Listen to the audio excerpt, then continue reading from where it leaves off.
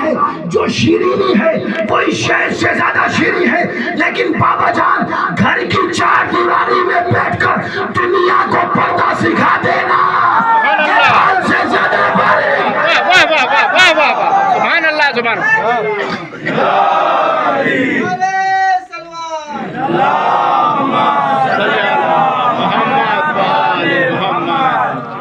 بابا جان گھر کی چار دیواری میں بیٹھ کر عالمین کو پردہ سکھا دینا یہ بال سے زیادہ باریک ہے۔ آج اسلام پر اعتراض ہوتا ہے کہ اسلام پرانا مذہب ہے، قدیم مذہب ہے، یہ عورتوں کو قید رکھتا ہے، یہ پردے کا پابند رکھتا ہے، یہ گھروں میں قید رکھتا ہے۔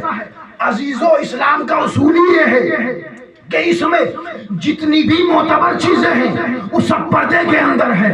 بھائی متوجہ ہو جائے، جتنی بھی قیمتی چیزیں ہیں وہ سب پردے کے اندر ہیں۔ دیکھیں قرآن ہے جزدان کے پردے میں، قرآن ہے جزدان کے پردے میں، کعبہ ہے غلاف کے پردے میں، امام ہے غیبت کے پردے میں۔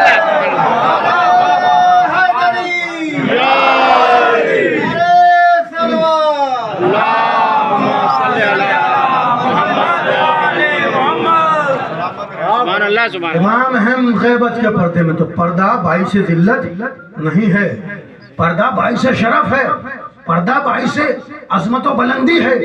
اور اگر پردہ باعث ذلت ہوتا، چادر باعث ذلت ہوتی تو کبھی سر سیدہ پہ نہ ہوتی، کبھی سر سیدہ پہ نہ ہوتی۔ اب پردے کا معاملہ یہ بھی نہیں ہے، پردے کا مطلب یہ بھی نہیں ہے کہ عورت کو قید کر دیا جائے، عورت کو گھر سے باہر ہی نہ نکلنے دیا جائے۔ نہیں، اجازت ہے، باہر نکلنے کی اجازت ہے۔ اگر اجازت نہ ہوتی تو کبھی جناب سیدہ میدان مباہلہ میں نہ جاتی، اجازت نہ ہوتی تو کبھی جناب سیدہ علی کو ناقے کی پشت پر بٹھا کے ایک ایک صحابی کے دروازے تک لے کے نہ جاتی، اگر اجازت نہ ہوتی تو کبھی جناب سیدہ دربار میں نہ جاتی۔ میں مباہلہ میں جا کے بتایا اگر جھوٹوں پہ لعنت کرنا ہو تو عورت نکل سکتی ہے، بٹھا کے بتایا علی ولی اللہ کی تبلیغ کرنا ہو تو عورت نکل سکتی ہے، دربار میں جا کے بتایا منافق کو بے نقاب کرنا ہو تو عورت نکل سکتی ہے۔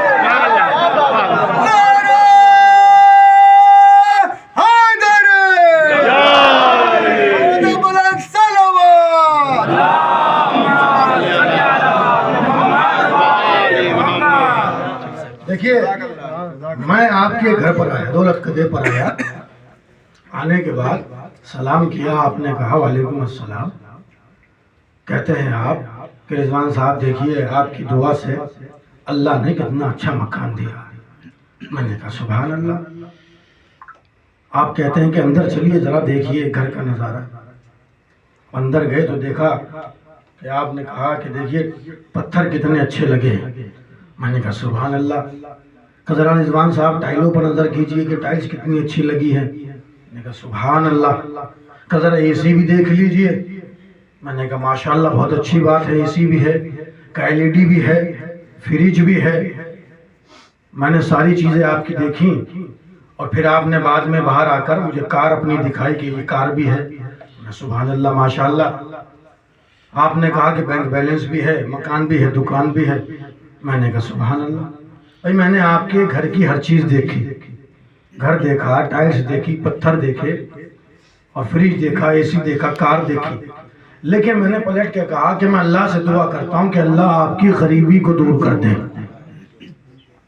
آپ نے پلٹ کے کہا رضوان صاحب دماغ تو صحیح ہے، بھائی کویت جیسی سرزمین پر گاڑی بھی ہے، گھر بھی ہے اور اچھی ٹائلز بھی لگی ہیں اور اے سی بھی ہے اور دنیا بھر کی ساری آسائشیں ہیں، بینک بیلنس بھی ہے، ہم غریب کیوں ہیں؟ LED ہے، فریج ہے، ہم غریب کیوں ہیں؟ میں نے کہا نہیں سرکار غریب تو ہیں آپ۔ کہ کیوں؟ کہ میں نے کہا کہ میں نے اے سی دیکھا آپ کے یہاں کا، فریج دیکھا آپ کے یہاں کا، LED دیکھی، کار دیکھی، لیکن کہیں میز پر رکھی ہوئی جویلری نہیں دیکھی، کہیں طاقوں پر رکھے ہوئے زیور نہیں دیکھے۔ تو پلٹ کے آپ نے کہا سب کچھ ہے۔ میں نے کہا ہے تو بھی طاقوں پر کیوں نہیں ہے؟ अरे भाई आप नहीं पहुंचे, ताकों पर क्यों नहीं है, मेजों पर क्यों नहीं है? आपने पलट के कहा कि आपका दिमाग तो सही है, इतनी कीमती चीज को नुमाइश के लिए थोड़ी होती है। भाई यही फलसफा है, जिन मजहबों ने औरत को आम समझा उसने बुर्का उतार दिया, इस्लाम ने औरत को खास समझा लिहाजा चादर को उड़ा दिया। भाई पर्दे के पीछे इस्लाम का मैसेज ये है कि औरत नस्लों की किफालत के लिए आई है, जंगों की क़यादत के लिए नहीं आई।